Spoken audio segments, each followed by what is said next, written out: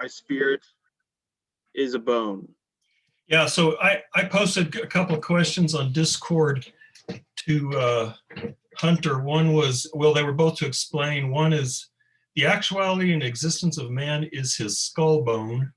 That's from section 331.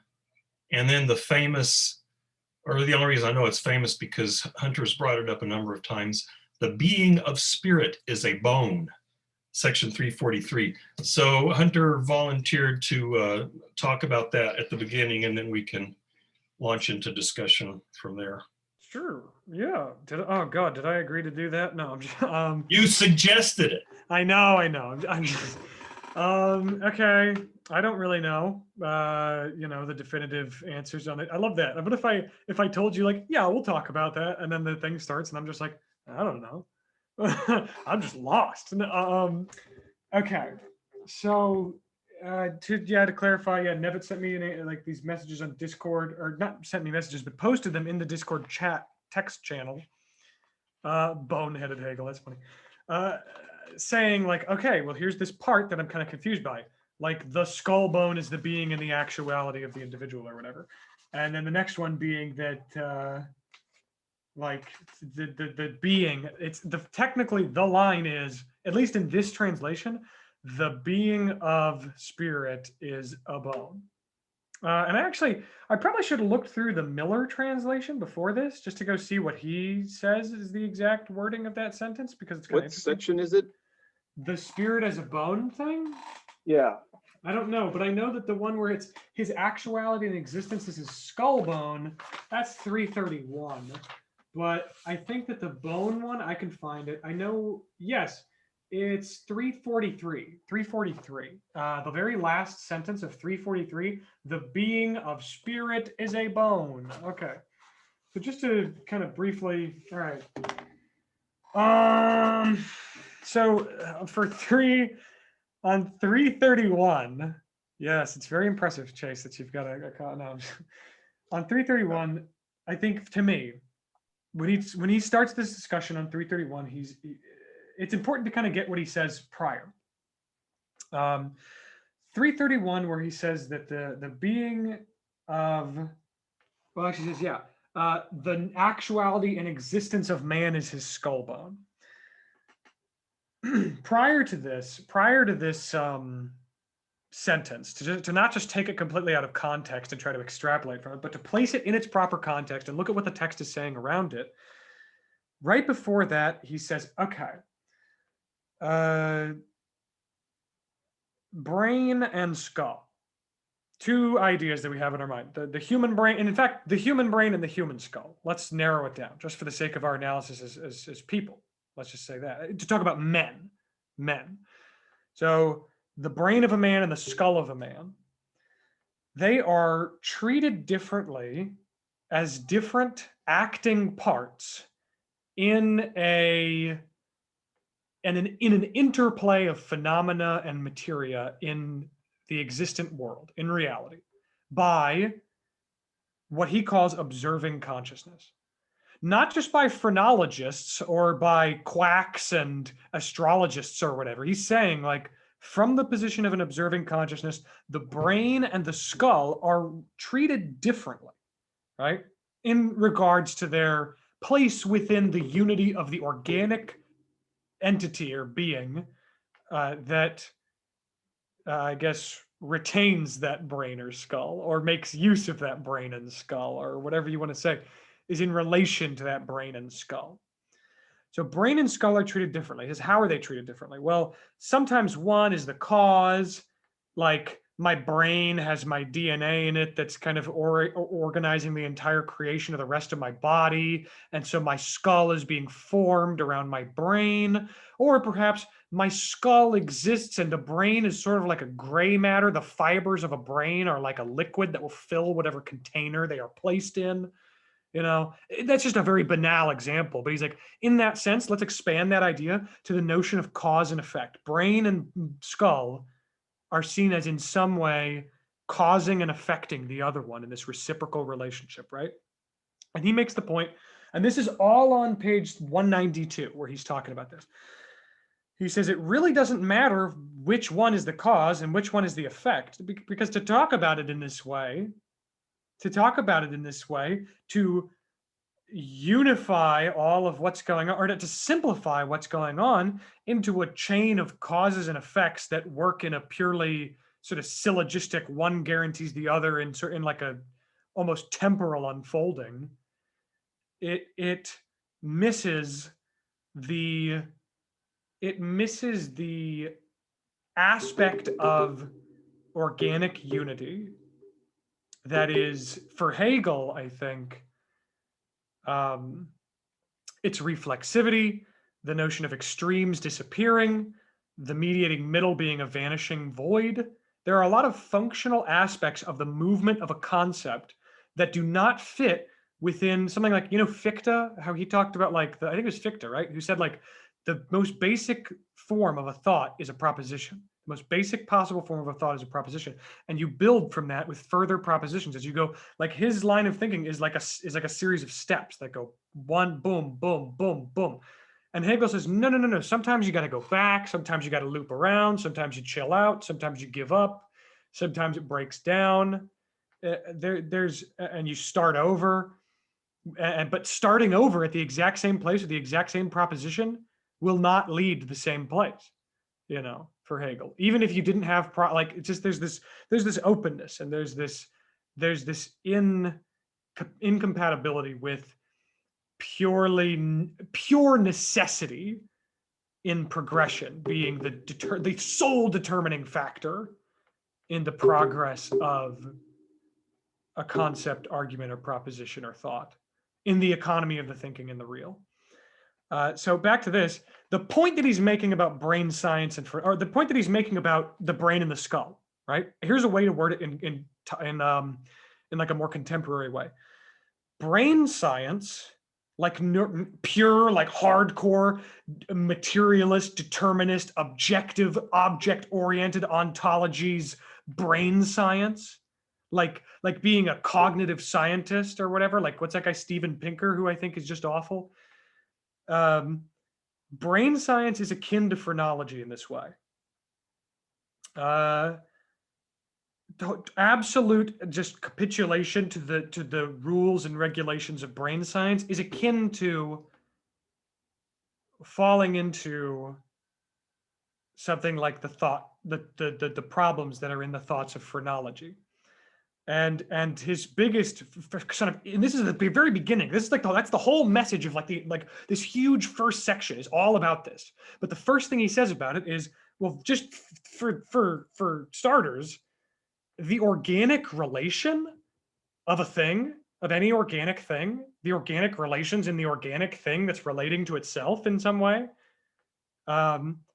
those relations are indifferent to whether the brain causes the skull or the skull causes the brain, or the brain or the spine or my foot or whatever it is that's causing me to have an organic relation.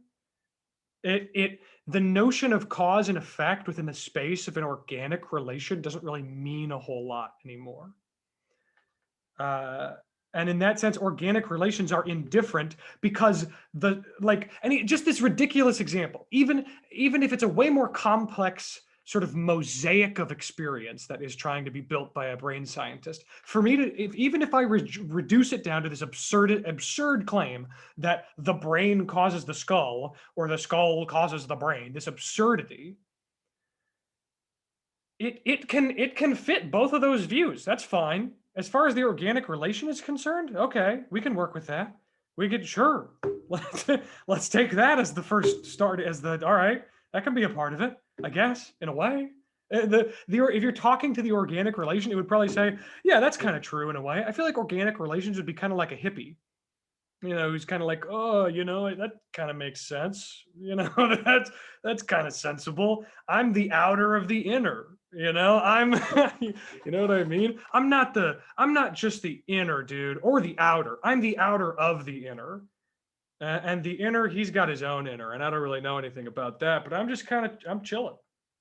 And you tell me, if you think that putting your laundry outside makes it rain, and that going to the fair makes it rain, that's chill. That works. That can fit into this system. That's totally chill. So the point, and he's making that as like there's contingent connections being made here, like to say like every time I put my laundry out, it rains. It's like the rain doesn't care whether you put your laundry out or not. You can point to true correlations. That's fair. It's totally true. You could totally do that all day, but I promise you, it doesn't care. But okay, so the next point that gets to why he's saying that why he's saying this thing about the skull. He's speaking from, so he says, okay, organic relations are indifferent, right? Then he says, okay, let's look at just observing consciousness then. Now that we've got this sense of organic relations and how they kind of rub up against, they kind of abrade the sensibilities of observing consciousness, let's keep seeing, let's give observing consciousness its due diligence. Let's see what observing consciousness has to say. He says, observing consciousness sees being in itself, right? Consciousness, spirit, my purpose, my doing, whatever. It sees being in itself as being the brain, okay? Not that it sees being in itself as the brain, i.e. the brain is being in itself, and for a thing to be in itself, it has a brain.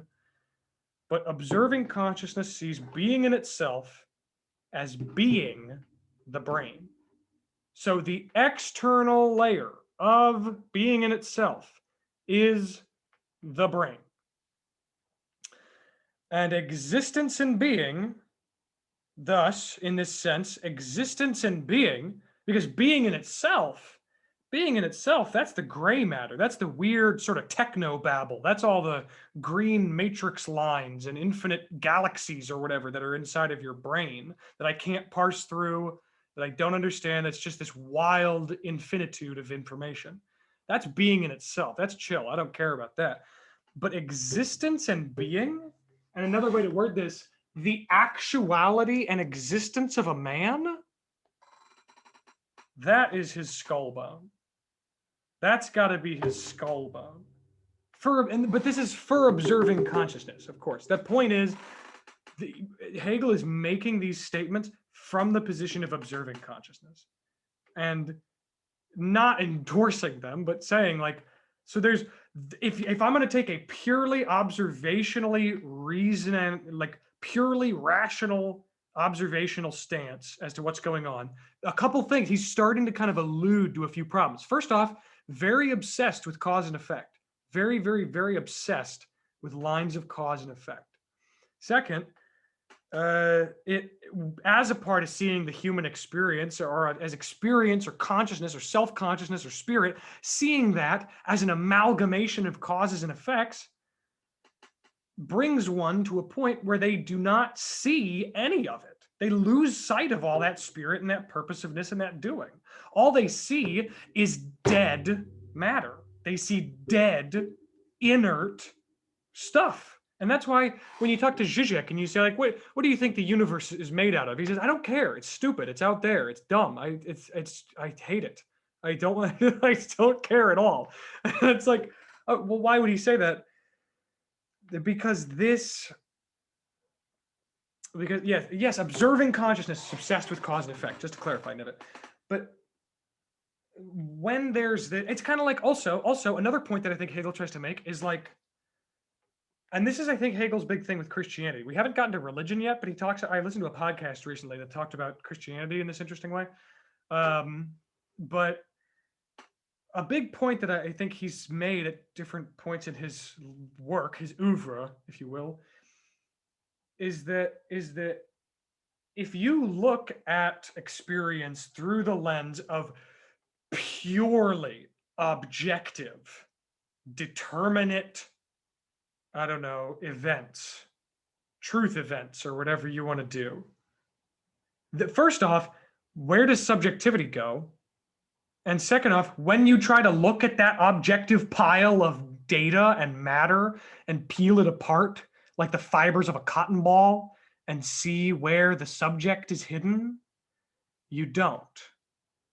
Yes, it makes false inferences about the relationship between spirit and materiality because it's peeling apart materiality, digging around looking for spirit or subjectivity, and it just sees dead shit. It sees garbage. It sees I crack into a person and it's just like a soft-boiled egg.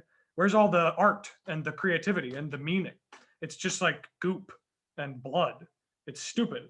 There's no present objectal correlate to the thing, to the subject, except for the body. And then when I examine the body through every mechanism that I have to examine a material body, I cannot find the subject or the spirit or the mind or the consciousness. And that's why hardcore materialists got really lazy and were like, I don't really know what to call consciousness. It's not necessarily here, but it's not necessarily not here. So I'm going to call it an epiphenomenon, where it's kind of on top of stuff that's here in this weird way that I don't really. And it's kind of getting around the problem of like hardcore materialism, or at least, and I don't want to say naive materialism because I think that's pejorative, but direct materialism, like a sense of direct materialism. And I do think that Hegel is a materialist in some sense. I really do. I mean, but I think that the materia. No, I'm not like he's like a direct materialist, but I think that his notion of materia happens to be like a purely formal one. And so in that sense, he would say like, yes, I believe in modern science. I'm a proponent of the material world. Of course, this is nonsense. There's there are aspects of our reality that we can understand through understanding the materia and the forms in front of us, or not the forms, but the content in front of us.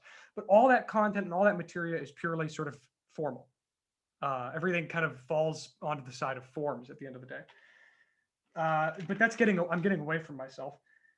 The other part that I wanted to talk about is page, I think 201, which I'm going to flip to, which is spirit is a bone, and then I'll be done. Yes, okay, the being of spirit is a bone. So Nevitt, just to kind of recap what I was saying, because I think I have it here in my notes. Observing consciousness. Here's kind of the recap of like the steps that we took to get here. Observing consciousness sees inorganic nature, and the sensuous being that it was attached to back in perception and the understanding and all that vanishes. That vanishes, and we were there. We were there like 100 pages ago. We were watching it vanish. Hegel was taking our hand through this like sort of Willy Wonka journey through consciousness, and we watched sensuous being vanish and get replaced by simple concepts tied to existence. And that's a rule in Hegel that he holds forward. He's like, everything that you see is mediated by a concept. I'm looking at a screen that's mediated by the concept of it being a screen rather than a terrifying light box full of little demons or something. And even then, a light, a box, a demon, there's just this constant mediation. So then he says, okay, well, when we look at this mediated world of concepts all around us, we notice that it moves, or consciousness notices that there's movement. And it calls this movement the one, or the great dynamism of the universe, or Mother Gaia, or God, or the hidden inner substantial world of essence, or whatever, right? So then it was like, okay, well, in what way does this hidden substantial world of Gaia and chakra and whatever, how does this manifest? Well, that would be the organic. That would be in organic things. And that's where he's almost kind of taking from Schelling. He's like, the Godhead does not have direct existence within reality, but it exists through the life that is in reality. The Godhead gains being through the being that it confers onto life. Organic being, organic vital becoming, is the existence of the one, or of the inner. And so in a way, that's why I was making that joke earlier, that the organic is kind of like a hippie. It's like, I'm the outer of the inner. I finally learned to express myself. I had all this pent up all these unworked through thoughts about my spirituality, and now it's all coming out. I'm taking my outer and I'm taking my inner and I'm bringing it out. So while in this process, the consciousness finds purpose as a concept within itself, and another sort of attaché to the notion of purpose, or another way of thinking about purpose through examining it once we discovered it, was that it is freedom for itself. And freedom for itself became our object of thought. And so our purpose became our object. Not like our objective, like our goal, like let's get there and do it, but like we're thinking about it now. It's our object of thought. We're now thinking about our freedom and our purpose. Our consciousness is now thinking about freedom and purpose. I shouldn't say we are thinking of I should say thinking, or yeah, I guess thinking in a way is thinking about its freedom and its purpose, or about freedom and purpose in general. And in this chewing on freedom and purpose, this is about where we were kind of breaking out of the understanding. This is about, just to keep a timeline, this is where we were kind of breaking out, or actually not really breaking out of it, but like the last sort of death throes of the understanding as we were becoming reasonable self-conscious beings. Existent self-consciousness, right? We came upon the existence of self-consciousness, and the problem, and this is now we're getting up to like where we are now, and what we've been working through for the past like 40 pages, I feel, is that self-consciousness in existence is still among the existent. It exists. It's a part of being. It's existent. And what that means is that it plays a part of this game of reality, of the material stuff, of the existent forces. And these existent forces include indifferent signs and actualities, wherein like consciousness is the negation of mere being. If I could say mere being, Hegel says mere being quite a bit. Consciousness itself is the negation of mere being. But if I'm conscious of existent self-consciousness, then I'm still placing it into the realm of mere being in a way. It's still playing the game. It's not quite breaking the rules like I know that it can and like I want it to, in order to gain my purpose as my object. And that's a big point. Is like I think Stephen Houlgate talks about this. A big question on Hegel's mind was, why are we here? And Stephen Houlgate proposes that Hegel's answer is to come to know who we are. And I think that's kind of mystical, and it's poetic, and I don't really have like a great reason as to why he says that, but I get it, that at least he's saying like Hegel is concerned with why we're here. And that why we're here, the question of why we're here, relates to our purpose. And as soon as we can feel that question in ourselves, we can relate to consciousness or reason itself making purpose its object. So existent self-consciousness is still among the existent, and the existent realm is a thing of indifferent signs and actualities. And in this mode of positing existent self-consciousness, there's actually a line here where he says that spirit is just self-consciousness reflected on itself or something, but who cares about that? The problem, I guess, that he's pointing to when he says the being of spirit is a bone in 343 is that it makes spirit a mere thing. When he says existent self-consciousness is still among the existent. Spirit is made into a dead thing. The being of spirit is a bone. And what that means is, on one hand, he's kind of saying, like, from the position of observing consciousness, it really looks like this. It looks like the being of spirit is like my finger bone or something, which we all know is hilarious and stupid. We can all just, and then in another sense, he's saying, like, well, all this work isn't just totally for nothing. There are huge problems with the way we're examining it thus far that we're going to work with. But it's not just total idiocy. This isn't just like, this isn't caprice, The being of spirit, in a way, really is a bone. In the sense that if I am focused on being, on mere being, all I will ever find is a bone, or meat, or the gray matter, or skin, or cells. I will only ever find a bone, or whatever. If I try to, this is one way of consciousness trying to actualize itself and to make itself its object, to make the excess of its object of knowledge its object of knowledge, basically.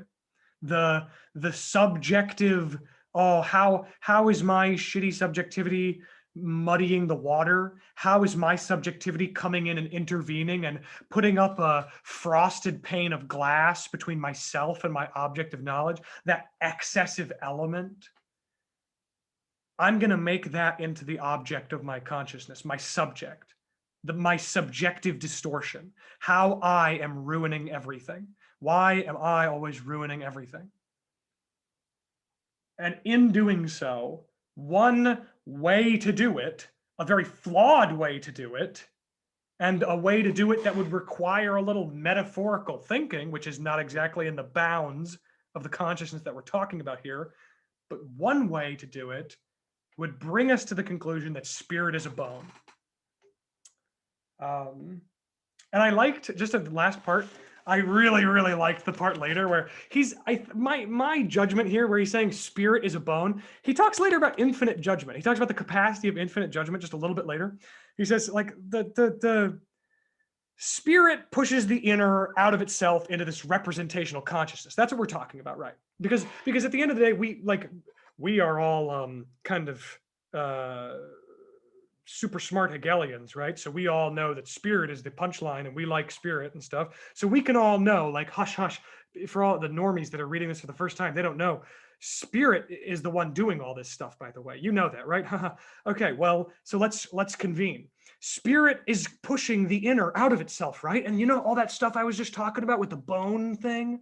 It's like he's pulling you aside. He's like, all that jibber jab about the bone and the spirit thing, that is the representational consciousness that we know, actually it's spirit that's behind it all.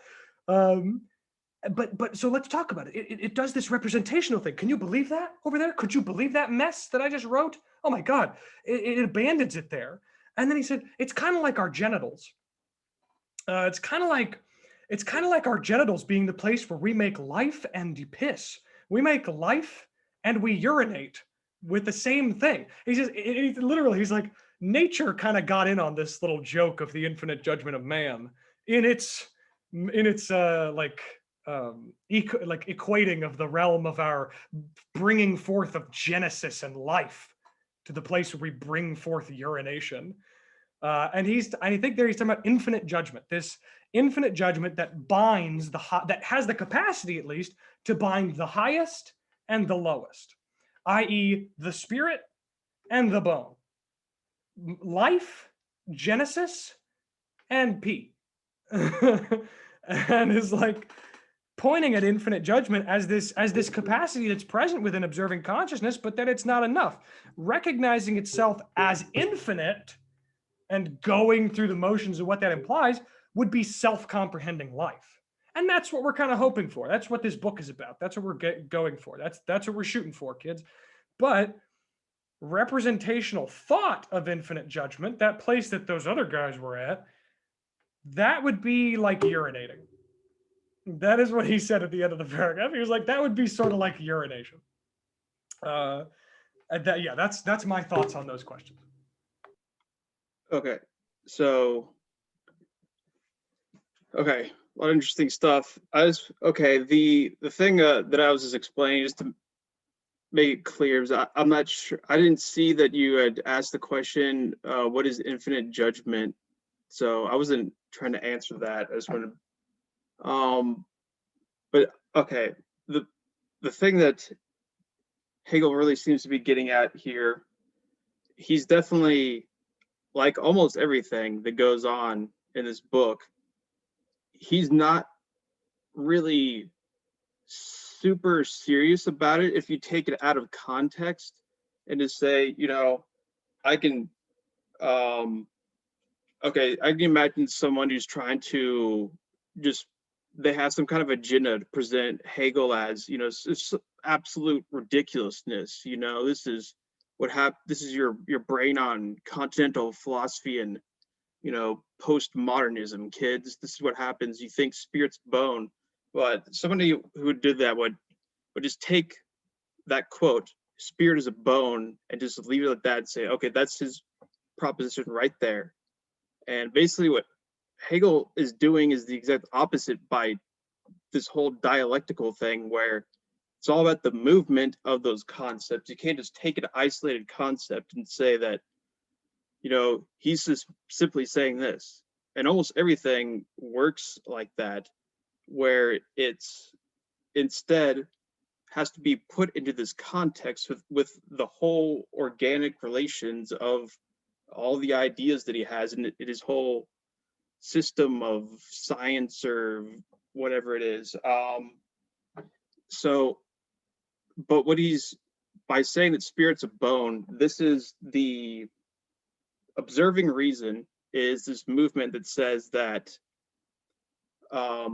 what I am, it looks for itself out in the external world as a thing, but it always kind of presupposes that there's a big difference between itself as some kind of mere subjectivity, mere inner, versus the mere thingness of something out there.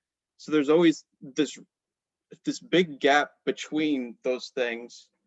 It sees them in superficial ways, and the phrenology idea that spirit is a bone is that taken to its extreme. So it's taking what is actually wrong about it, in the sense that it's not thinking of the thing itself as self-consciousness, as and spirit as what needs to be understood as itself, but instead as a mere thing. So by looking for itself as a mere thing, taken to the extreme, it goes through all these various movements that we've been through, and but this thing keeps moving and it's not really established, with this connection. So and eventually it gets to kind of the logical conclusion, the logical extreme of its movement, in the sense that the thingness that it's looking for, it finds the most thingly thing that we can be, which is our skull bone. It's not something that can, so the face has signs and significations, and it can move on all these ways that seem to kind of correspond with consciousness, but because it's there's these weird overlaps that aren't actually determinate or distinct, it always has to move to something else until it gets to something that is totally just locked in itself in this thingness, and that's the bone. So it's taken it to the absolute limit of where it can go, and at that point it has to bounce back, recoil, and start over and to do something else. And then I think from there it goes into the new section we're getting into, which is active reason, where it's going to be about ethics and intention and activity and deeds and whatnot. So that's where we're going. It's been quite a ride, and yeah, wow. Hegel. Just to say one other thing, just yeah, to kind of give to give a little bit of sense of like where I see it going is that now we talked about for Hegel, at least from his perspective, it's like, okay, we kind of talked about like this weird thing that the mind, that consciousness does, or reason does when it tries to figure stuff out and find thingness. And we talked about categories, and the infinite judgment, taking things and trying to find subject in it. And then he's like, okay, the only place that subject can find subjectivity is in another, well, is in itself, in its own activity, and in another self-sufficient self-consciousness, right?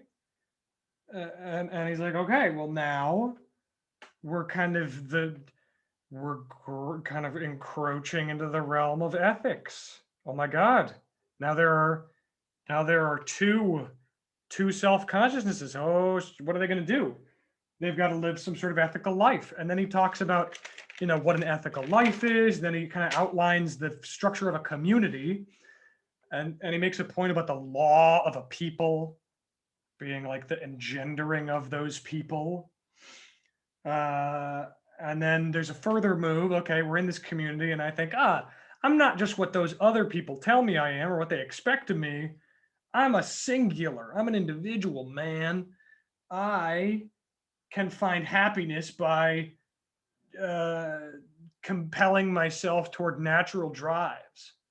What's this? What do you do? Why do you? It's just so. This is getting absurd at this point. It's such small text these days. Is this like a bill that you're showing the camera? All right. But yeah, it's like, okay, now we're at a point where this self-consciousness not only wants like thingness, and it wants certainty, and it wants understanding and recognition, but now it wants to be happy. It wants to be satisfied. It wants to be fulfilled. And how does it find happiness? Well, one of the first ideas that it has is to be virtuous. And I like that that's just my thought, is that the very next section is pleasure and necessity. And that just seems like that is going to be so awesome. I think that sounds, also, let me confirm something that's going on in the chat. Chase, did you really just not return books to Texas State? There's no way that that's what that bill is for. There's no way. Yeah, so I had something like 50 books when they just like deleted my account. And then I was like, okay, well, this is interesting, because some of them were still checked out for several months later. I was busy and I wouldn't keep a lot of those books. Eventually I did return a few, but I haven't returned, I don't know, so I still have probably like 20 or so. But it doesn't really matter. I don't have to pay any of that, and I'm not going to. But I'll probably eventually return the books. I was thinking about keeping maybe a few, but yeah, I'm not worried about it at all. Yeah, unless I go back to Texas State and try to do something there. Why would I do that? I don't know. But yeah, it's not a problem. But it's pretty ridiculous. $2,402. Yeah. The spirit of the university is concerned with revenue streams.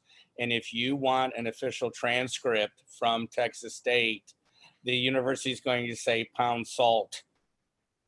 Yep. So I don't know if this is a Hegelian spirit, but it's very much Texas State spirit. Yeah. I don't know if I'll need, well, maybe I will need an official transcript. I don't know. If you get a PhD somewhere other than UTSA, you'll probably have to send them transcripts from every place you've ever been. So, I have a Yeah. question for Hunter before we move on to the next section. One of the questions I had, and seems like at least one other person had, I don't understand what he means by infinite judgment. Like what is the work that the word infinite does there? I mean, because he talks about that several times, it seems to be important. My sense of the infinite judgment is just that it's like, it's a part of the like the understanding. Excuse me. The understanding can kind of infinitely take in stuff. I mean, he says, I really want to pull up the passage, like the actual passage itself of the Night of the World. Here, and I will. I think I will actually, because I think I have it right here. But first, my sense of where he's talking about infinite judgment there, and that's on page. That's the page with the urine. That's the page with all the urination. Which I think is page 20. It's before 205. Let's see. People, self-consciousness, content. Yes. Yes, page 203, section 346. I'm now becoming a real stickler for pages and section numbers. Yeah, which I think is helping.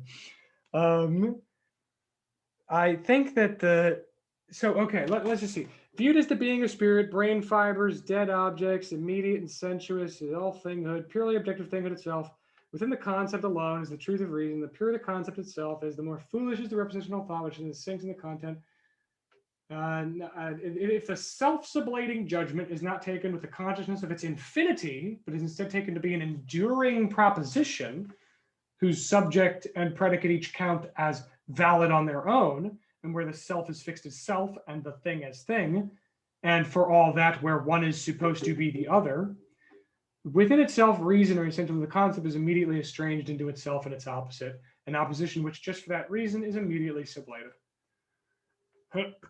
So, okay. He's saying that, at least kind of what I'm getting there, at least a little bit, is that this judgment, not taken with the consciousness of its infinity, but taken rather as just a, let's say, finite consciousness that got really lucky and happened upon the thing is the thing and the self is the self as consistent and stable entities within a diorama of experience or reality, rather than like a dynamic interplay. If it sees itself as finite in that sense, and merely having access to an enduring hypothesis or a pretty good idea, it feels like it's self-effacing. It feels like it can trick itself. It's like the judgment is like, I don't want to call myself infinite judgment or anything. That would be presumptuous. I would be getting ahead of myself. All I did was found what the universe was leaving in front of my face, right? And I think that Hegel is saying that that's worse. Hegel is saying that that's, in a way, not taking into account its own participation into what's going on, and considers itself this observer of things that are going on, and absolves itself of responsibility or participation with what's happening, and sees the relations that it's positing. It sees them as being these imminent, undeniable sort of features of reality that it is just an apostle of. But an infinite judgment that recognizes itself as infinite incorporates its subjective intervention by Christian, incorporates its subjective intervention into the fold of its experience as a subject experiencing objects subjectively. And this infinite judgment, to explain why it's infinite in a way, is that it's like the night of the world. The infinite judgment can assert the identity of the highest and the lowest, which means two absolutely opposed points that are both, and also self-sufficient points that stand in opposition through the power of something like an infinite judgment, can be linked together. They can be linked together, but that's in this infinite. That's just kind of like an example of its power, I guess. Theoretically, at the end of it, infinite judgment is able to do that with anything. And Chase, in response to Chase, just made a funny little joke. He thinks he's so funny. No, I'm just Chase thinks he's so funny. He says Hegel is Carl Jung, and I want to say that. Oh yes, so it's 349 or 400 of this book that I'm looking at. I think that it's not necessarily that Hegel is saying that there is this sort of unity of opposites or whatever. That's like this alchemical engine or something that's creating this tension between the yin and the yang that's creating all difference and change and mobility or whatever. But I think the difference between an enduring judgment and an infinite judgment is that an enduring judgment is me looking at a judgment and saying, like, this happens to be true right now, and it probably won't be tomorrow, or it might not be, and that's fine. But what I can say about this right now is that it's here, and it's enduring. It's not the tension of opposites pushing change. It's a single thing collapsing, and it's void. Its point of collapse engendering itself as a term. It's not men and women engaging in like the Uyghur kind of, this dynamic erotic tension that brings about the creative imbalance that we need to shake up things and bring about novelty. It's that any one term. The basic rule of dialectics is that it's not a thing between two substantial entities. It's not a difference between two substantial entities at all. It's one thing. You start with one. You try to have one. That's all Hegel has ever tried to do, is just try to think of a single thing. And what happens is, oh shit, we get two, because the one collapses and has a void in itself. It's like a Roman ruin collapsing into itself. And that collapsing, that void of space that let it collapse into itself, it's kind of like a baby's head if you push into it with your finger, or like a rotten pumpkin. It's like that space that you're pushing your finger into, that is given its own term, the void of the pumpkin that I'm pushing the rotten surface into, and it's collapsing into. So in a way, two in dialectics for Hegel is less than one, because it's one and it's void. And then the fucked up part is that you have two now, because you tried to get one, now you have two, and these two have the thing, the void, and then the difference between the two itself. And that difference itself is a third term.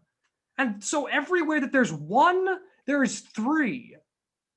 And in the logic of dialectics, one is definitively more than the two or the three. It's a progressive failure, collapse, destruction, and alienation. How does the one collapsing into its void? I actually could get this. Like, I could grab this. It's somewhere in my notes, but God, it's like, it would be like such a time puzzle to have to find it really quick while everybody's kind of looking at me. But being related to this dialectic isn't to taking two external moments and relating them as fixed. No, that's the thing. Infinite judgment is taking 2 points and putting them together in a sense. It's not just taking two, it's taking all kinds of them. Okay, I'm gonna read a passage. Okay, to hopefully make this make a little bit more sense. In a book by Hegel titled Général Réelle Philosophie, he writes about the quote unquote night of the world, not Knight, N-I-G-H-T, like nighttime, sleepy, bedtime. Okay. The I don't know. I whatever. The human fuck you, know it. The human being. The human being is this night. I'm gonna I'm gonna read this passage, and we're all gonna be impressed, okay, with how poetic and beautiful it is. The human being is this night, this empty nothing that contains everything in its simplicity, an unending wealth of many representations, images, of which none belong to him, or which are not present. This night, the interior of nature that exists here, pure self, in phantasmagorical representations, is night all around it, in which here shoots a bloody head, there another white, ghastly apparition, suddenly here before it, and just so disappears. One catches sight of this night when one looks a human being in the eye, into a night that becomes awful. Okay? That night of the world,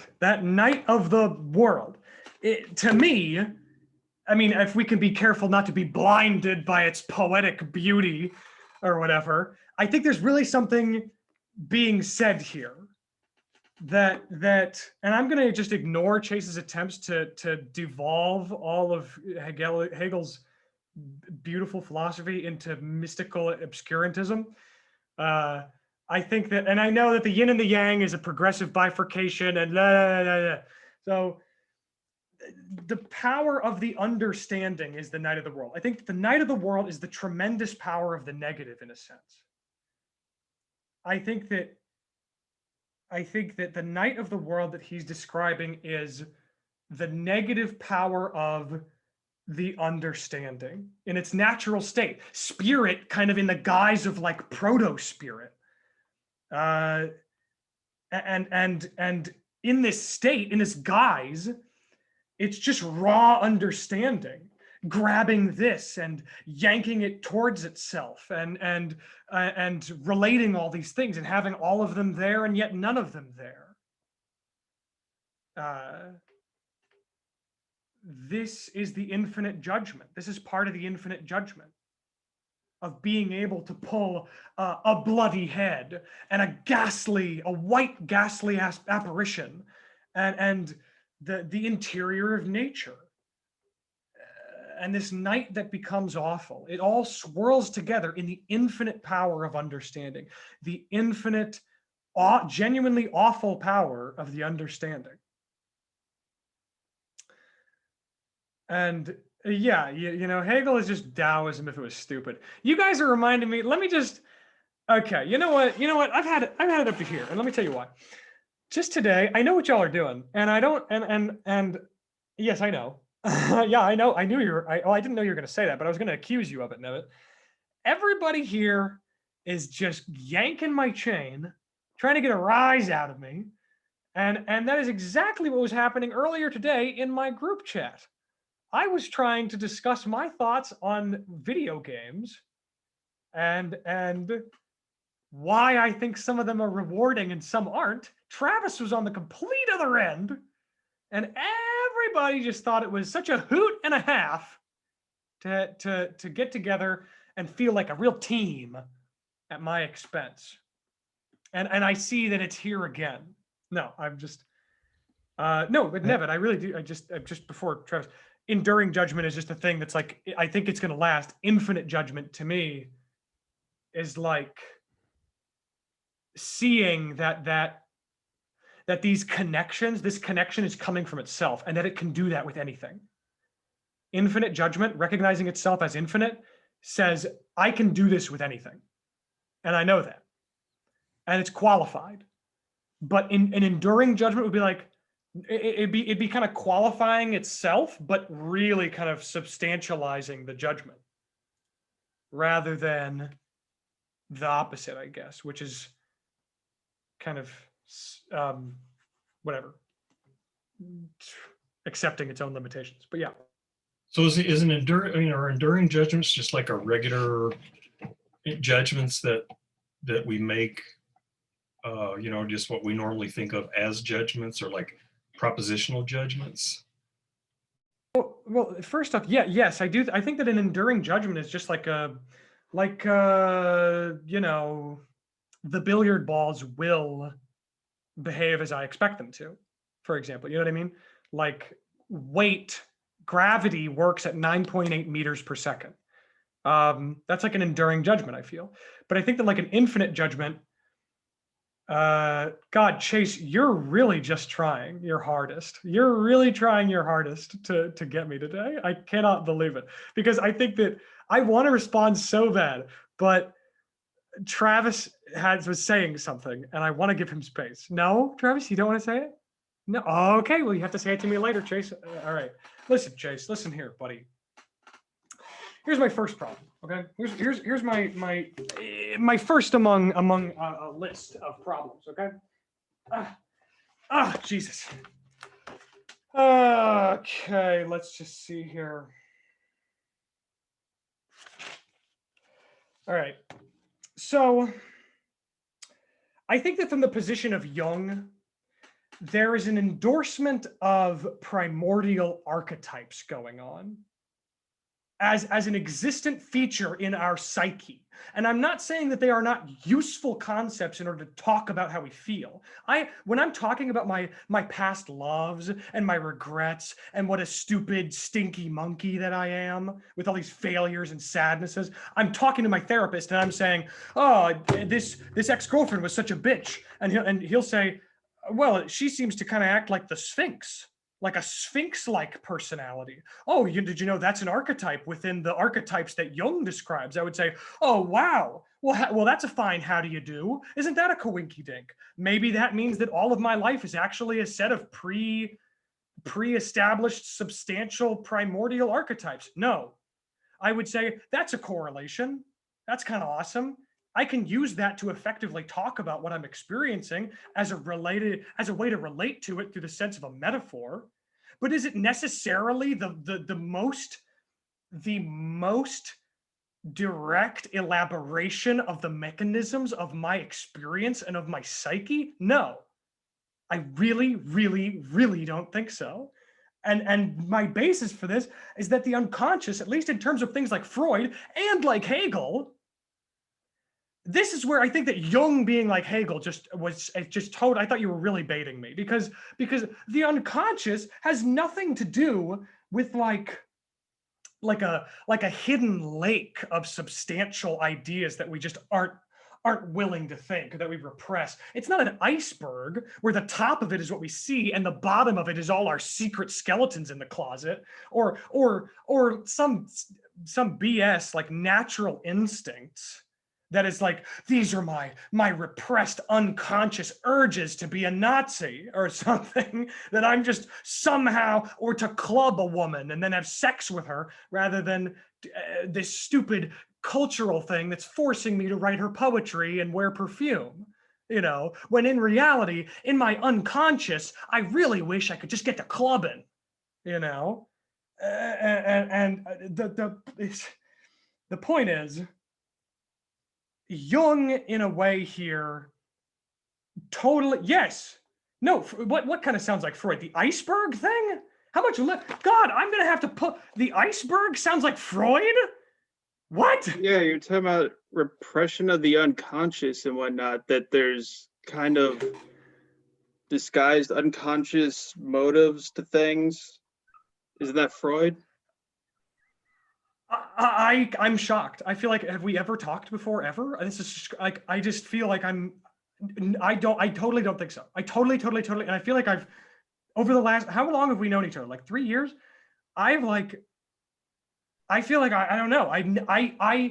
I so entirely, radically, down to my bones, which are my spirit, think that Freud absolutely and completely did not see the human experience as having some wealth of hidden substantial thoughts that are just too icky to verbalize, What? No, okay.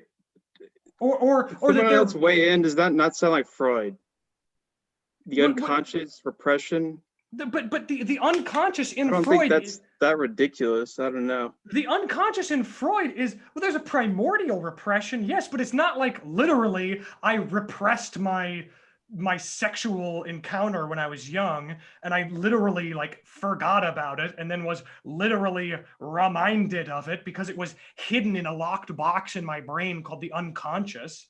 I think that is where people get off. That's where people all my life have gotten off making fun of psychoanalysis and calling it a pseudoscience, is because people assume that Freud is like this, because people see him as this quack who sees the conscious, and that's where Sartre was totally wrong. Jean-Paul Sartre's primary critique of Freud was you can't have unthinkable thoughts. And that's the whole point of the rebuttal on the Freudian end is to say it's not unthinkable thoughts. The unconscious is the irrationality of rationality itself.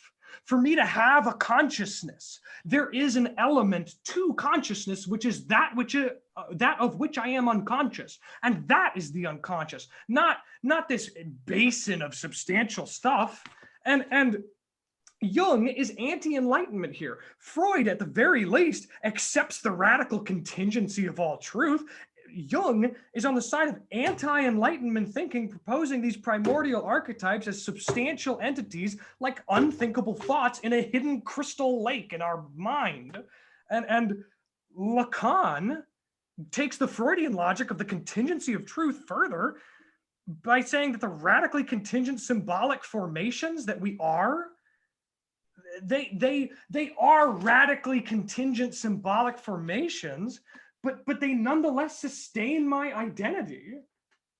And Hunter, yes. I guess what I was, I hope if I smiled at something, I hope you didn't think I was making fun of you. No, I don't. No, I don't think. I No. respect all of you, and I know how much you all have read so much more philosophy than I have.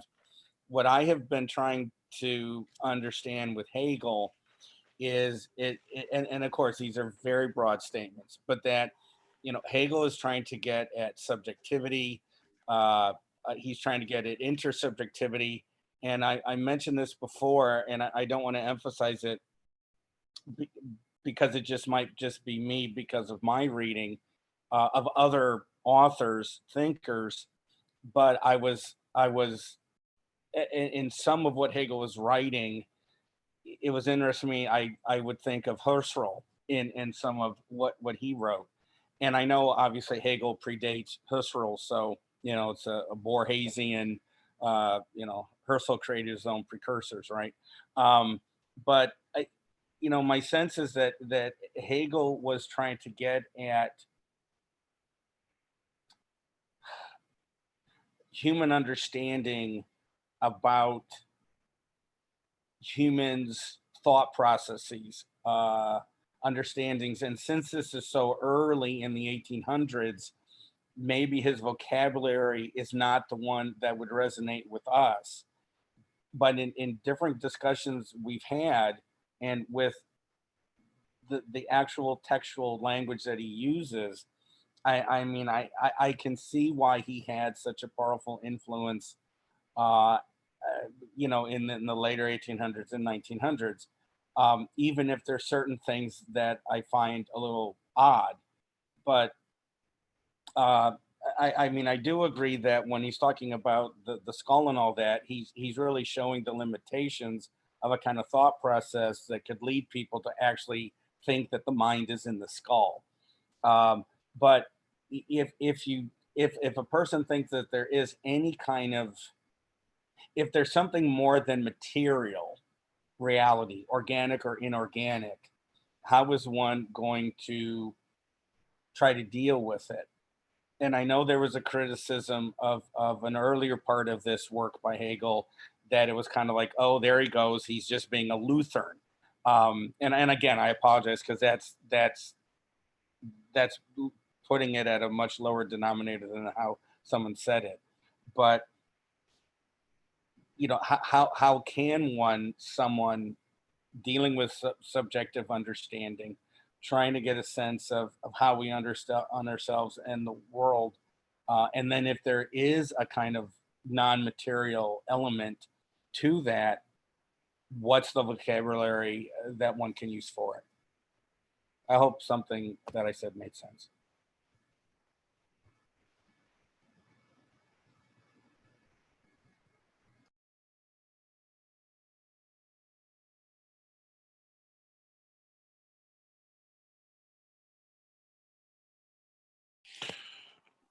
Forgive me, what section was the unhappy void mentioned in? Because I have in my notes that there's almost like this attempt of reason only being able to reflect on itself, and like almost that's its only ability to do so, and then in obtaining that desire, it's not very obtainable.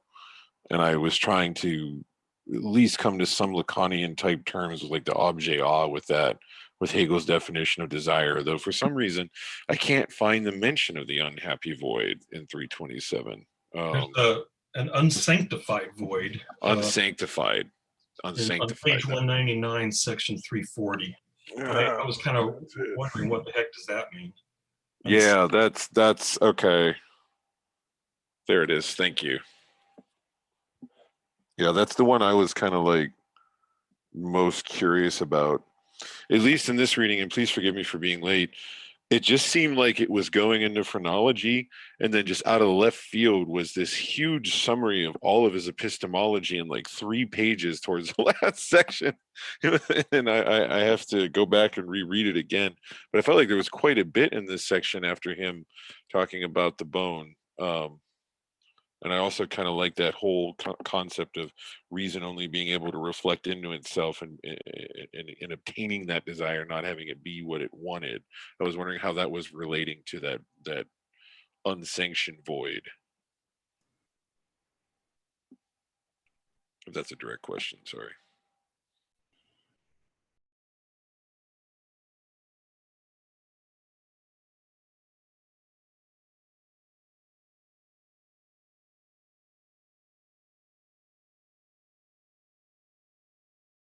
If no one else is going to respond, what I was thinking when you asked the question, Joseph, was rationally understand love. I mean, if one attempts to rationally understand love, are they missing something about love? I mean, if you reduce it to material sense of security or happy memories or whatever, if one's going to describe it as a self-interested, right, but it is an intense emotion.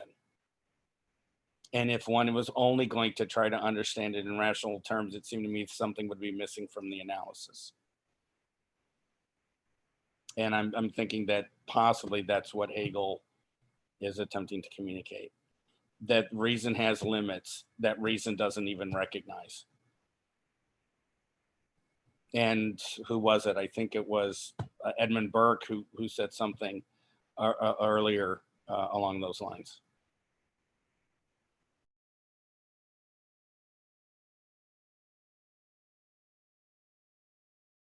And didn't he actually, I need to go back to my section called Reason in its Basis Form. Am I remembering that correctly? Or I might be reading something else. I'll go back through and try to actually find the direct reference.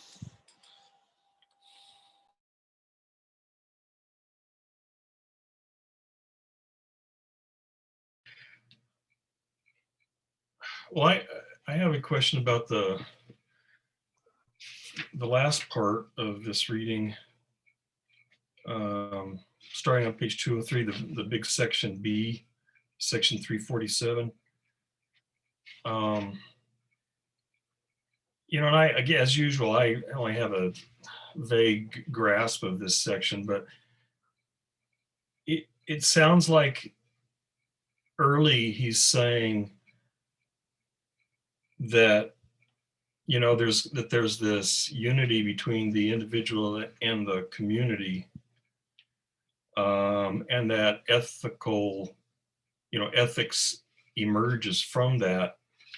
But then toward the end, he says, but then that actually fails because the individual, I'm not sure I'm getting this right again, but the individual has to assert himself in opposition to the community. And I mean, I didn't really get either movement. I don't really understand either one of those, but I guess if I had to narrow it down, I would say, why is it that it fails? Why is it that the individual initially, because this I don't know if it's a dialectic, this relationship between the self and the other is essential, probably a bad word to use, but that, the relationship to self and other is intrinsic.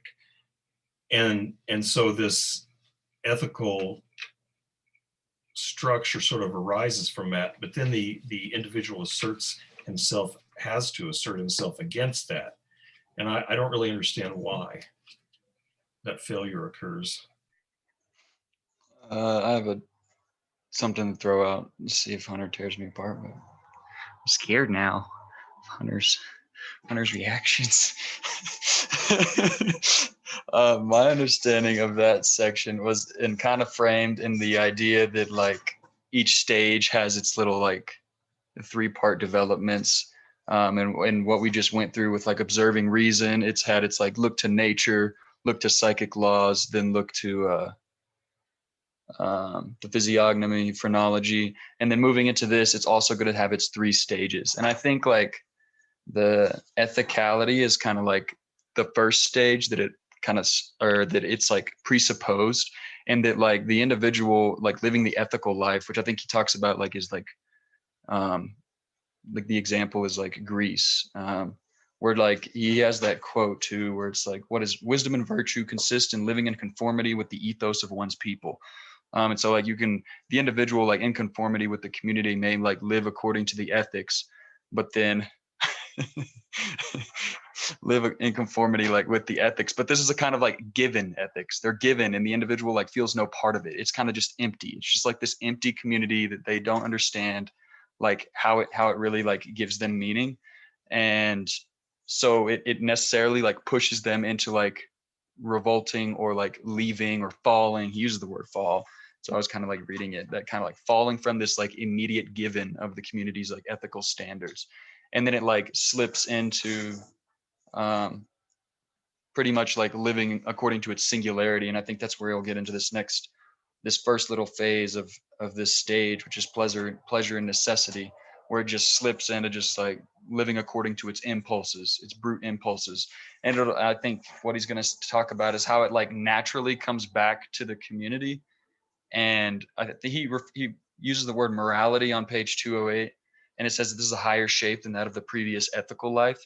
And so I think he's like building towards morality. So we like leave ethics, which is the presupposed like realm of like paradise. We go into this like individual living, and we return to the community after you go through like the process of self-consciousness. And I think leaving the community is like this process of like going through your self-conscious stage.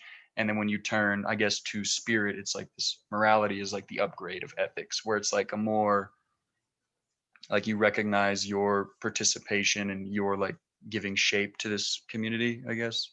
So Joey, if tell me if this is what you're saying. So in this initial stage, the individual and the community have this sort of unity, but then as I don't know how to say it, but as the sense of individuality intensifies, the individual experiences this ethos as an external force, and then that's what precipitates the individual's sort of rejection of that. Is that I'm just the very first couple of steps? Is that what you're suggesting? I think that's what I'm saying. Yeah. Okay, thanks. When I got to this section, I was brought back to a conversation I was having with Hunter and another friend a while ago, where I was talking about this difficulty I have with sort of expressing myself through my appearance, and how I have I essentially don't see the things I like as being indicative of like me.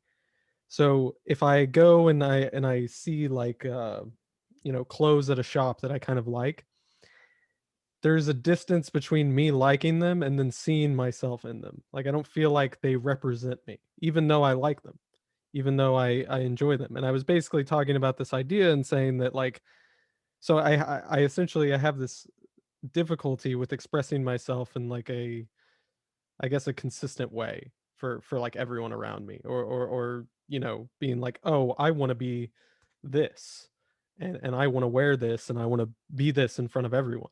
And I very much feel like, kind of depending on who I'm with, I'm a very different person.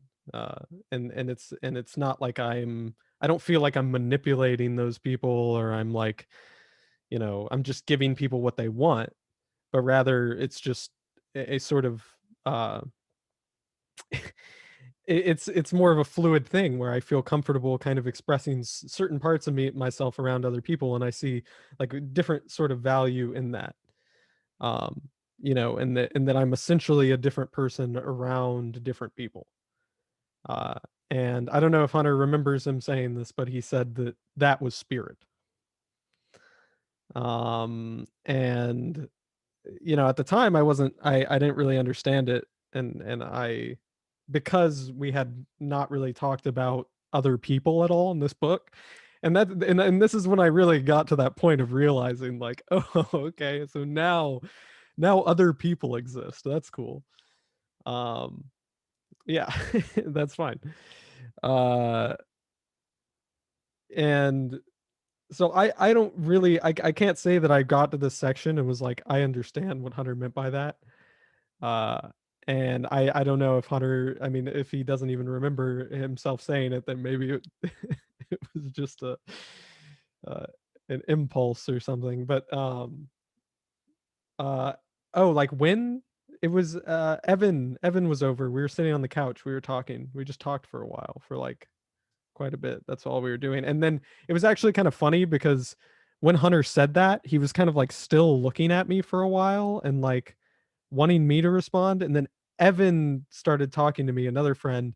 And then there was this weird moment where like Hunter looking at me made Evan think that like that we were like talking about something that Evan was doing. And it was this weird thing. And that's part of the reason why I remember it. I think. But anyway, that has nothing to do with anything. But I got to this point, I guess, and I just started thinking, and I think I just kind of realized that that I have a hard time processing things without a conception of other people around. And so Hegel spending like 200 pages trying to talk about spirit and self-consciousness without any sort of recognition of like other self-consciousness, like interacting with them, I think is part of the reason why it's been very hard for me to understand. Not that I really feel like this was, super easy to understand or anything like that. But yeah, and so I don't know. I think this description of sort of the ethical and this sort of like, I mean, I've talked to people about this before, but like this idea of like virtue and wisdom, and how I kind of see wisdom as really this sort of complete like giving in to the structure that you're a part of, essentially, and having like, yeah, you have smart things to say, but to me it's this sort of it doesn't recognize like a rejection of the system that it's in, or the people, or of the it very much is like, well, this is how you fit in, or this is how you exist. This is how you exist, like sort of peacefully and calmly within the world. And that's why, like, to me, there's this sort of peace and calmness that I think is represented with wisdom. Um, but essentially, to me, being wise is to not see yourself as a part of the group. It's like to see yourself as this sort of observer that isn't also interacting within the people, and making his own sort of laws, and changing the people actively by being a part of it. um and so I guess, people have called me wise before, and I'm not trying to say that as like a, I reject that. I didn't like it. I never like it when people do that, because to me it represents something that I've tried to fight against, or that I'm currently trying to fight against, and I've tried to fight against for a long time, is being this sort of observer to everything, and seeing like how the puzzle pieces could all fit together. But people are so stupid and they just can't figure it out. But if they knew, if they had the wisdom that I had, everything could just fit perfectly and we could all fix it. And I think that, I have a tendency to think that way. Like I have to fight that, because when I'm around people, I want to help them. I see my perspective as being valuable because it's different from them. But the problem is when I see that perspective as sort of like an objective perspective, as something that is not only outside of them, but has some sort of height above them because it's outside of them. And I mean, I wouldn't say that I'm like toiling over this. I feel like at the state in which I am, I'm currently sort of dealing with that. But I think a part of that is that a lot of the things I say don't sound as profound and deep. Sometimes I get like excited and I say like weird things that don't make any sense, and and I very much want to do that. I think that that's sort of important to kind of the process that I'm uh going through. But yeah, so I was just kind of thinking about that as it was going through, and it was just kind of nice. It was like, okay, yeah, like I kind of see what you're saying. Like other people are doing this, and when you have this sort of ethos, you're kind of distancing yourself from being a part of this thing, in the same way that like all these other things that Hegel has talked about have done the same thing. It's very reflective of this entire conversation we've had before. But for some reason, when other people are in the situation, and it's this question between like individuality and universality, it hit me a little harder, and it kind of made a little more sense. So it just kind of uh pointed out to me, I guess, this just how rigorous Hegel is trying to be, and what Hunter just said kind of extends it. It's like we start with Hegel is just trying to think about one thing at a time. I really like that. It's like he's really trying to do that, and this is what comes out of it. It's like, yeah, and I can't, I haven't been able to do such a thing, and I can't even get outside of this. I can't, I have never personally gotten down to even imagining myself with a, without other people, because I can't reconcile that, that this bigger thing that is also smaller in some sense than having just one thing. But yeah, so that's all. So yeah, that's really interesting. I think those are really, so I'm specifically thinking of what you're talking about originally as, okay, you don't feel like, okay, there's certain things like the clothes you wear or whatever, all these things the things you do, your deeds even. So going to this next section is going to be, the deeds are the important essential thing here, but it's basically all those things that I do, all those things that I pick, all these certain determinations about me, none of those really speak for me. And there's that sense, I think that's kind of like what Hegel's getting at when he's talking about negativity, subjectivity as this kind of negativity, in the sense that, it works with these kind of determinations, but it always works with them in a kind of complex way where it's always also kind of going past them in this way that is similar to the Schelling's idea that, the irreducible remainder of something.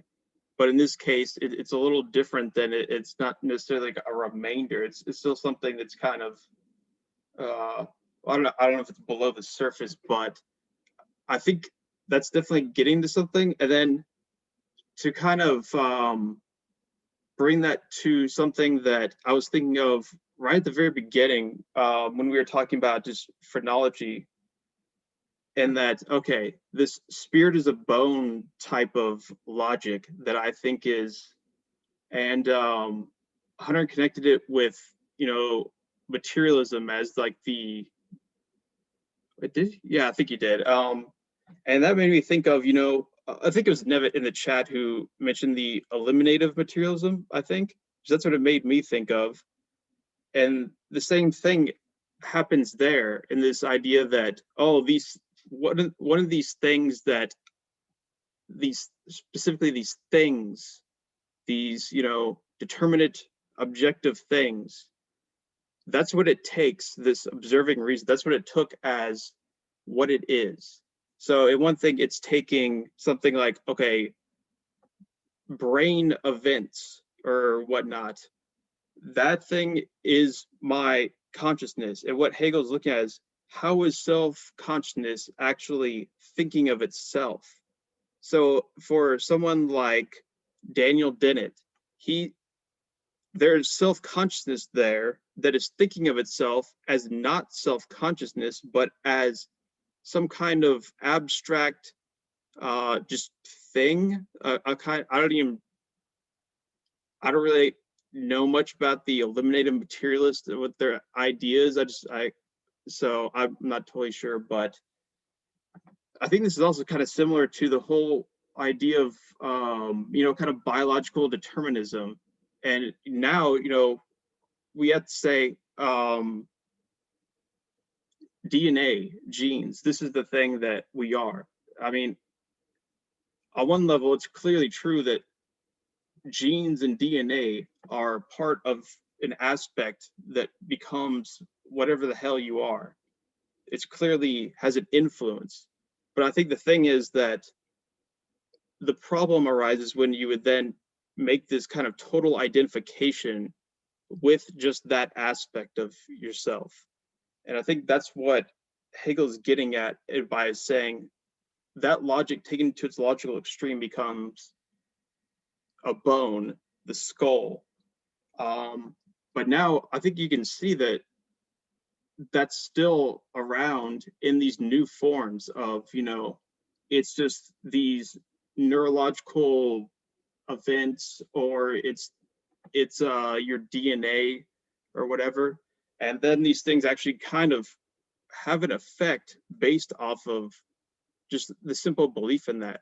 So self-consciousness takes itself to be these kind of abstract events, and then that in itself actually affects the movement of consciousness.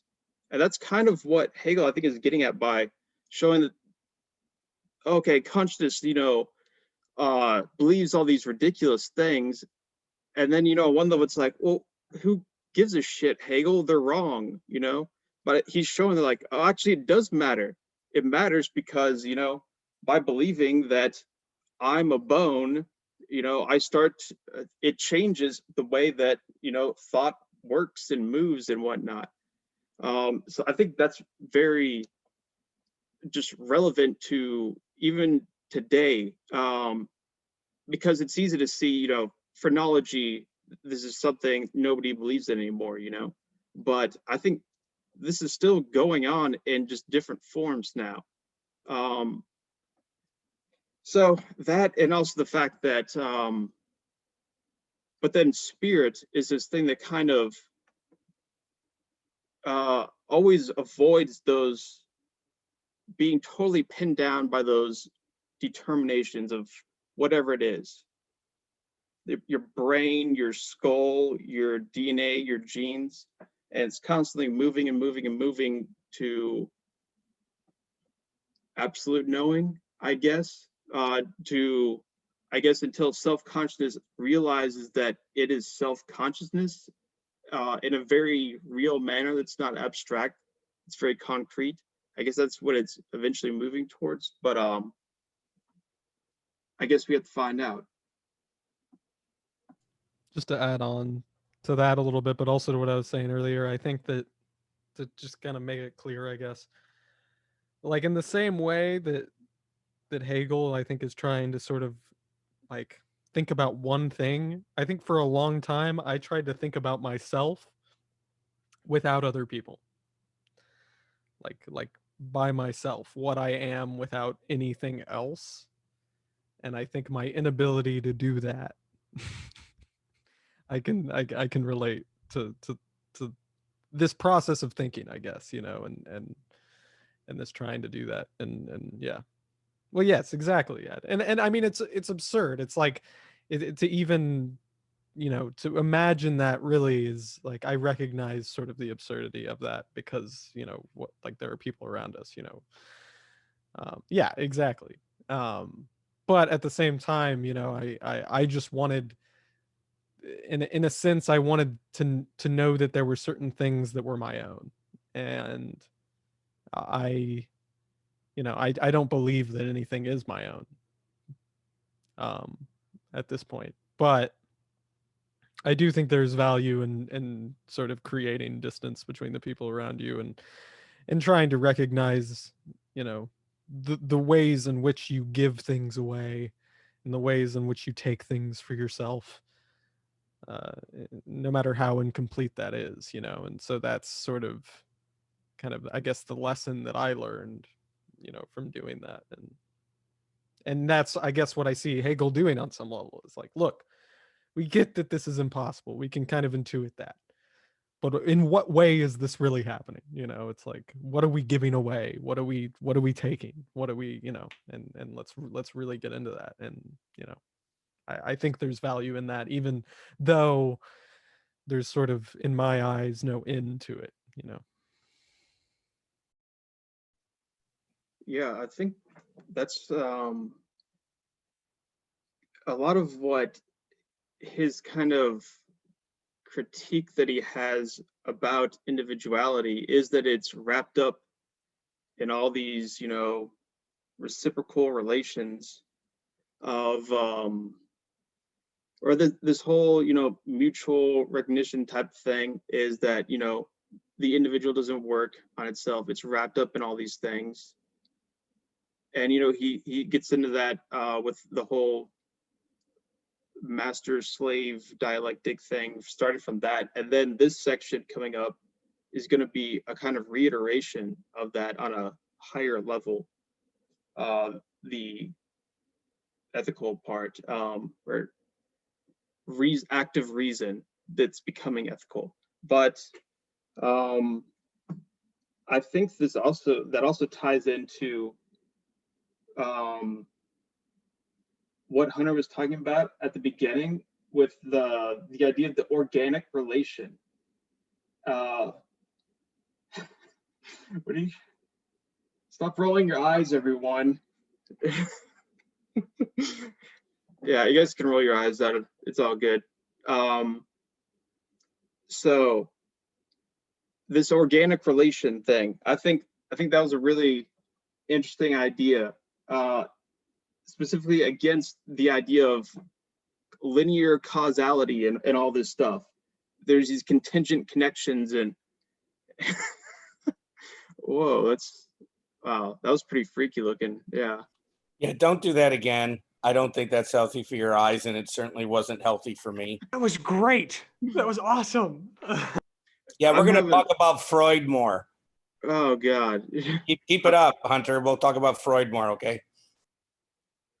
I'm having a hard time concentrating here. So I'll just end with saying, yeah, what you're talking about, Travis, as you know, this problem with individuality, with sustaining itself because it's wrapped up in these things.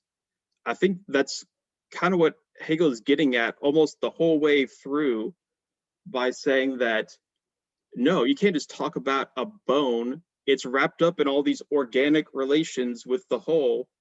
And if you just take a part out, then it no longer makes sense. You've got an abstraction at that point, this representational abstraction. And I think that's the same thing that we deal with all the time. yeah, I think I'll leave that there. I was trying to make that relevant. Hopefully, somewhat succeeded. Yeah, I just, yeah, I guess I think that uh, I think about people more than I think about objects. I don't know. And so I guess I, you know, can conceptualize that more, but yeah, like I kind of see it now as being what's been talking about, like what they've been talking about this whole time. And I know Hunter probably has something to say about, like, how I'm wrong about that, and I do think about objects or something like that. But I was going to say that you see people as objects a little bit. yeah, well, yes, certainly, yeah. Yeah. Yeah, I think we kind of have to some degree, but it sounds like you're on a higher level than at least phrenology. I'll just say that. Hey, thanks, Jace. Yeah, you're welcome. Because you're thinking of people as people, and you're mainly thinking of yourself through the lens. You're reflecting other people and your self-conception, which makes me think that that's kind of what he gets at with ethics, I believe, in the sense of community, and that the individual sees themselves, and well, first as the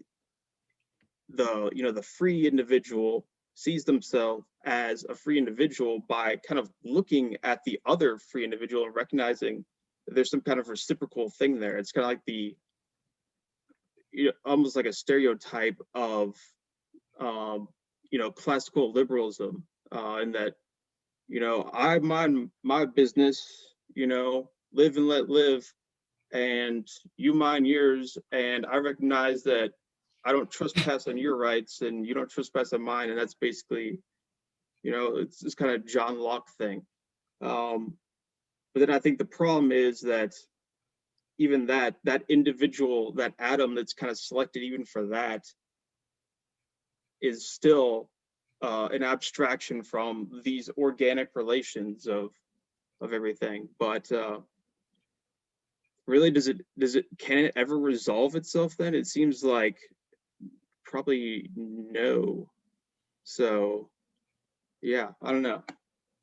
I was thinking of this in terms of developmental psychology, which I don't understand. I mean, which I'll probably say something wrong. This kind of related to what Joey was saying earlier when he was trying to summarize the likely movement here. But I think of, my bad understanding of child developmental psychology is that initially the newborn has no sense of self. And then the sense of self always arises in relation to the other. And so the child's experience as a self always emerges in relation to these others, like the mother and so on. And so there is no such thing really as an isolated self ever, because what we recognize as a human self is always a social self, because it always emerges in relation to this other. But then, as the child matures and enters adolescence, the child has to develop its sense of independence. And so this is why you have the terrible middle school years, adolescent years. The child has to break away and create an independent self. And so you have this rebellion. I am not mom. I am not dad. I am not my church. And they have to create this sense of self, which reminds me of what Joey was saying about, the intensification of individuation breaks away from this ethos of the community. But then at a larger, or at a further stage of development, then that independent self needs to reintegrate into the community, but in this more mature fashion, where it recognizes itself self-consciously aware of being a member of the community, and it can re-enter and reintegrate into that community. And so at least that's kind of what this movement that Joey and was describing reminds me of, and some of the things that Travis was saying. I suspect, these stories about children raised by wolves and so on. I mean, I don't know how true those are, but my guess is if you had a person who really, really was raised or really grew up without a human community, we would not recognize that. I mean, I don't know what you would say about that person. That person is conscious. It has consciousness, but I don't think we could recognize it as our kind of being. You know, that whatever kind of consciousness that person had, it would be in some sense not human, inhuman, because human consciousness necessarily always arises in community. So it is essentially, you know, that was Descartes' mistake, was to assume that the mature human individual consciousness is the originary consciousness, but it's not. It's originally a relational social consciousness. And so that, again, I'm not sure if that's fits, but that's kind of the way I'm thinking about this movement maybe that Hegel's talking about. You know, you're always in this social context, but then you have to develop this individuality, which then opposes the social consciousness, but then you can reintegrate it in a more mature fashion. Yeah, I think that's definitely what he's doing by saying that it's a comes out from this relational kind of aspect. So I think there have been some, you know, real documented cases of people that were, you know, raised by wolves, or people that were basically lost as children and didn't really grow up with other humans, and they basically don't develop, they actually become almost physically handicapped to the point where they can't really learn anything. They can't learn to speak or use language. It's basically after a while, the possibility just gets shut down from that point of, because they have no interaction with other humans, and they are something very different than from your average domesticated primate style human. So, and I think that shows that, yeah, this, you know, you don't get a child, you know, raised, you know, in the forest, and doesn't grow up and is like, I think therefore I am. No, it wouldn't have any kind of language that we would think of through language. And, you know, that cogito ergo sum, yeah, that language didn't just come out of the forest. Maybe Merleau-Ponty would say something like that. I don't know. No, but it's, you know, language is a social thing that also involves individuals, you know, interacting in a relational manner. So yeah, I agree with you that Descartes is made some pretty big mistakes there. And I think that's what Hegel, a lot of what he's doing is this kind of, you know, there's an organic whole of relations, and all these kind of abstractions by, you know, taking things as these atoms of this or atoms of that, whether it's an atom of a person or a bone or a brain or something, all these things don't work. What works is the whole. The whole is something you get through the dialectical movement. It's never just in itself just static and sitting there like, oh, I think therefore I am. It's not sitting there, it's moving. And that's what gives it its concrete existence, is those concrete relations moving. Yeah.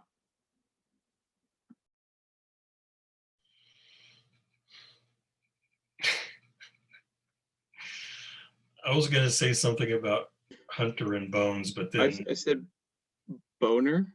Yeah, you did. You said, "Oh, it's like a bone," or like Oh, you know, okay, I got you. Yeah. yeah, Okay. it's like a brain or a bone or and I was like, boner. I think you got me there. Yeah. If I just hear it's, I gotta call you out, when I know that you're going astray like that, I gotta. Yeah. Well, I mean, that's pretty relevant on a unconscious level, below the surface, because what was Hegel talking about? But the member and its dual function. So I think. Yeah. Freudian I slip. think the spirit spoke through me by saying boner. That's what I'm saying. Yeah. Okay. Shall we adjourn? Sounds good to me. Okay. Good night. All right, good farewell, so long, goodbye, everybody. Thanks Hunter for is the bone. Yeah, thank Or- you for letting me verbally assault you today, Chase. It was fun. Let's do it again sometime. All right. Looking forward to it. Yeah, peace be Bye-bye. with you all. Bye. Namaste. Bye bye.